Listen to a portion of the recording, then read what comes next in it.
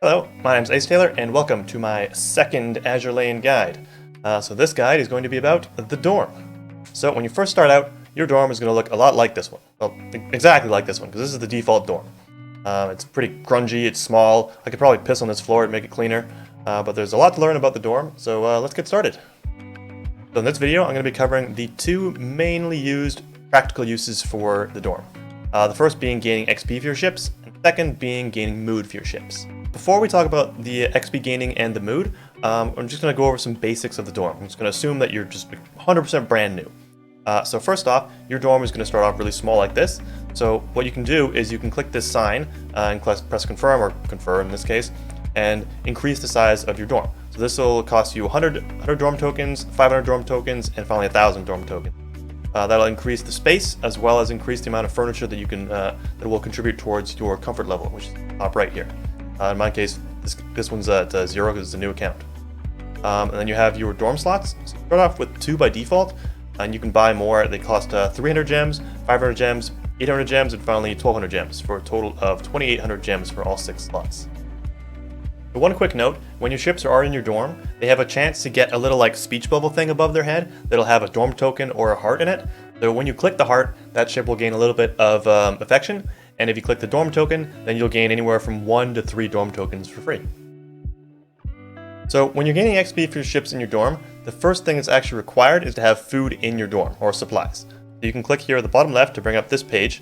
So this shows here in the middle how much food I currently have active in the dorm. On the left side, it has a little timer saying how much time it'll take my ships to eat that food, and in turn convert that to XP. You start off with the default cap of 40,000. Which can be expanded if you like for gems, but I really wouldn't recommend that. I've gone by just fine with the 40,000 limit, and you should probably be fine too. So these are the different foods you can use to restock your dorm. They refill different amounts, and you can see how much they refill just underneath their icon. So they can be acquired from a variety of places, the first just being in the dorm itself. If you just click this plus button here, you can see you can just buy these first 4 for oil, and these last 2 here you can buy with gems. The last two I would never recommend buying because gems are pretty hard to come by, and so you want to save those for something else. In terms of the oil ones, I would recommend buying these if you have an excess of oil, and I would only recommend you buying this curry one. Sometimes it's a different icon if there's like an event going on, but I'd only recommend buying this one because it gives you an XP boost for 60 minutes when you use it. Other places you can get food would be from the daily missions, some weekly missions. The general store sells it, the metal shop, some event shops, and there might be other places, but I'm not really aware. Those are the main ones. So when your ship is gaining XP in the dorm, that amount of XP required actually is determined by a number of factors. It's a really complicated formula, but we're just going to go over some of the basic things that you have a lot of control over. The first factor affecting how much XP you get is what type of food you've used to supply your dorm. So if you've used any of the last 3 foods on the right, then you're going to get an XP boost for your ships for a set amount of time. For example, if we use the curry, you're going to get a 5% XP boost for 60 minutes. And if you use multiple, then it's just going to stack up. Like if you use 2 curry, it'll be 2 hours, and etc, etc. So another factor affecting how much XP your ships gain is the number of ships currently active in your dorm. So right now, here I have 6 active, so they're each gaining 1,944 XP. So if I were to decrease this down to 1 ship, let's do that real quick, and okay, there we go. So my 1 ship now, Drake, is gaining 3,240 XP. So this increases the amount of XP that a singular ship will gain, or maybe 2 if you want, but I would usually recommend you do more ships because while they're going to be gaining a bit less XP each, you're going to be gaining more XP as a whole because it's times that by however ships you're using. The one thing I would like to quickly mention is that your player level, or commander level, does actually affect how much XP your ships gain. But since you're kind of just naturally gaining commander level over time, it's not something that you really need to worry about that much, but just thought I'd mention it. So another main factor that determines how much XP you gain would be your comfort level, shown up here in the top right. I'm currently at 468, and I'm gaining an 82% XP bonus. So to keep things rather simple for this, you just want to have higher comfort level. Higher is better, because there's a bit of a diminishing return when you get really high level, but you don't need to worry about that right now. So in order to increase your comfort level, you need to buy more furniture. That's the main thing. Buy more furniture that actually contributes to your comfort, and you also want to upgrade your dorm. Those upgrades that cost 100, 500, and 1,000 dorm tokens, those will increase the amount of space your dorm your dorm has. It'll just give you some comfort straight up, and it'll also increase the number of furniture pieces that count towards your comfort level.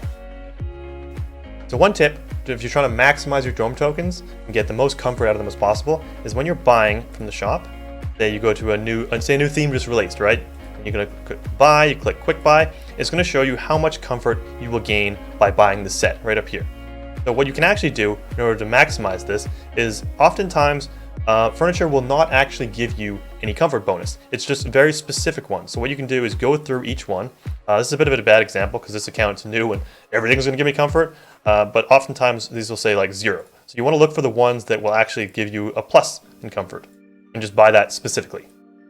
Another thing that people often get confused in the dorm is that, see, when you're buying something, it says it's 400. They think it says 450 gems and 150 dorm tokens. Like, whoa, that's really expensive. That's a really bad deal.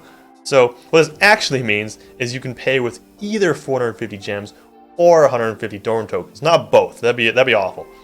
So whenever you have the option to just buy it with just dorm tokens, always do the dorm token option. It's a ripoff if you do it with gems. And then lastly, if you go to the furniture section, there's actually a few items here that are normally not listed in the theme section that you can buy with just gems. These ones you can only find in this furniture section. It's kind of weirdly sectioned off. And these ones are just off the side here. So if you want to get that extra little bit of comfort and you want to spend gems, this is where you go to do it. The second main use of the dorm is to increase your ship's mood. So in order to go over how it interacts with the dorm, I'm just going to quickly explain what mood is. So mood is basically, it's kind of like a hidden stat. The only way to tell what exactly your ship's mood is at is via the second floor of the dorm. And outside the dorm, normally your ship is capped at 119 mood. They'll consume 2 mood per battle that they take place in, and if they happen to sink in a non-exercise battle, then they'll lose 10 mood. They'll regenerate their mood back at a rate of 20 per hour, and if they're oath, then they'll regenerate at 30 per hour, outside the dorm. So you might be wondering, like, why do I care about mood? Right? It seems like such an arbitrary number. But it's actually a pretty important thing to keep track of. So depending on what mood your ship is at, they can receive different bonuses, nothing could happen, or they could actually receive some penalties. So at 120 to 150 mood, your ship will gain a 20% XP boost in battles. From 40 to 119 mood, nothing actually happens, it's just like the neutral numbers. From 1 to 39 mood, they will stop gaining affection when they're taking place in battles, and at 0 mood, they will actually lose affection and they'll gain half XP. So some of you keen listeners with the big brain might be wondering, like, wait, you just said that the maximum mood for ships is 119, so how do I get the 120 or the 150 for this magical XP boost? And so that's where the dorm comes in. So when you have ships in the dorm, they get access to a maximum mood of 150. And in addition to that, they'll also, on the first floor, they'll get access to a regeneration rate of 40 per hour or 50 if they're oathed. And if you happen to have the second floor, then they'll get a regeneration rate of 50 per hour or 60 if they're oathed. Recall that outside the dorm, their regeneration rate is 20 per hour or 30 if they're oathed. So being in the dorm increases their mood regeneration rate by a significant amount. So in addition to the obvious benefit of getting a 20% XP bonus when you're at 120 to 150 mood, the other main advantage is that you're able to farm with that ship for a much longer period of time when they have their increased mood regeneration. Because normally they're going to be regenerating at 20 per hour or 30 if they're oath, and then once they get to 0 mood, they're going to be gaining half XP and they're going to be losing affection. So that's a no-go.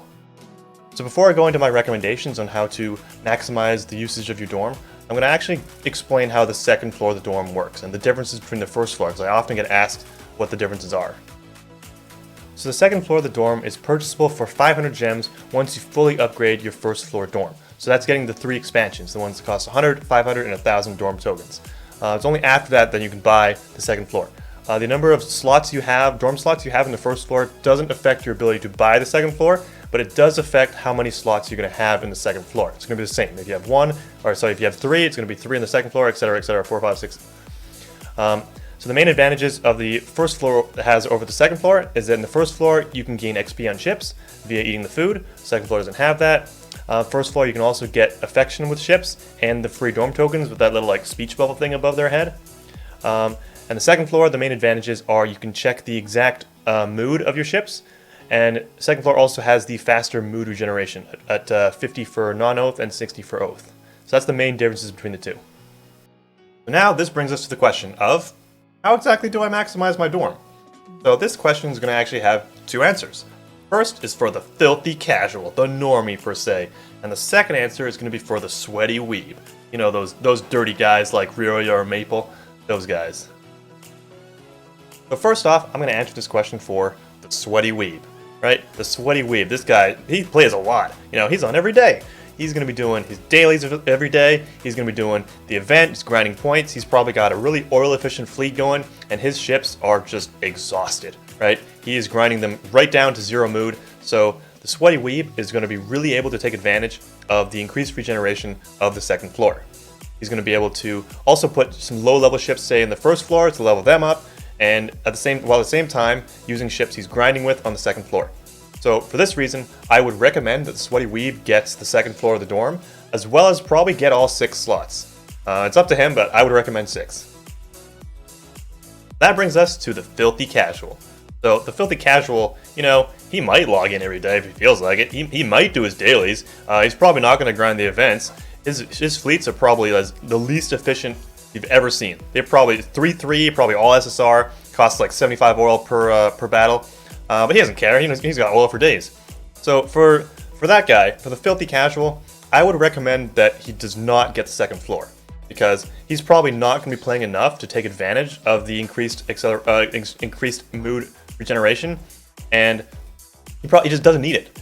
The first floor is going to suffice for him. In terms of how many slots I would recommend for the Filthy Casual, probably like 4 or 5 slots. Still kind of depends on the person, but I would recommend probably 5. The 6 slots, probably not worth it for the Filthy Casual though. Alright, so that brings us to the end of this video guide. So if you made it this far, thank you so much for listening. I hope you enjoyed it and maybe learned a thing or two. If you'd like to maybe hit that subscribe button down there, I think it's down there. And also, I stream on Twitch, usually Azur Lane, some other games as well. So if you want to follow me, the link will be in the description, as well as my Discord. If you'd like to join my Discord, we got a pretty decent sized and growing community. So yeah, that'll be about it. See you guys in the next video.